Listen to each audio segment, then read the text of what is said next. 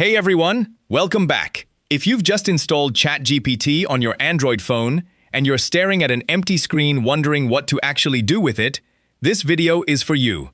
5 things, in order, and by the end you'll know how to use this properly. So let's get into it. Open ChatGPT and notice the keyboard is already up. Tap once on the empty space to put it away. Now tap the box at the bottom that says Ask ChatGPT and type what you want in plain English.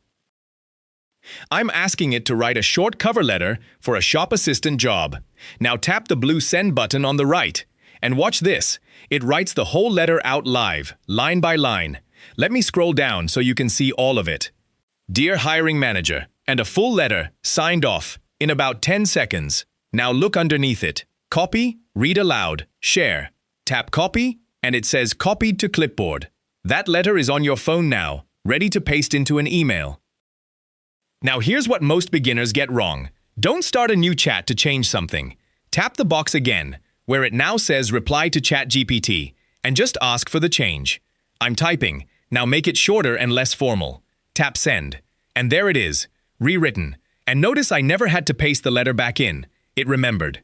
Everything in one chat builds on what came above it. Next, and this is the one that surprises people, it can look at your photos. Tap the plus button on the left of the message box. That opens camera, photos, files, plugins, and think harder. Tap photos, pick your picture, then tap add in the corner. Now type your question about it.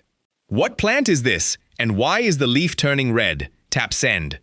Give it a second while it looks at the image.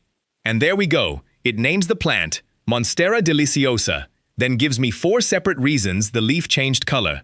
It actually read the photo. Now, where does all of this go? Tap the menu icon in the top left corner. There's your whole history under recents. And notice ChatGPT titled every one of these chats by itself. You never have to name anything.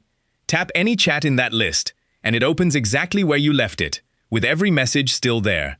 Let me scroll back through this one so you can see. Nothing is lost. And when you want to start something completely unrelated, tap the menu icon again. Then tap New Chat at the top. You get a clean, empty screen, and this matters because a fresh chat doesn't carry the old conversation with it. And your old chats aren't gone. They're right here in the menu whenever you need them. So that's it. Type your question in the Ask ChatGPT box. Tap Send, tap Copy to take the answer with you. Ask for changes in the same chat instead of starting over. Tap the plus button to ask about a photo, and use the menu for your history and a new chat. That's ChatGPT on Android. If this helped you out, give the video a thumbs up and subscribe for more quick tech tips. Thanks for watching, and I'll see you in the next one.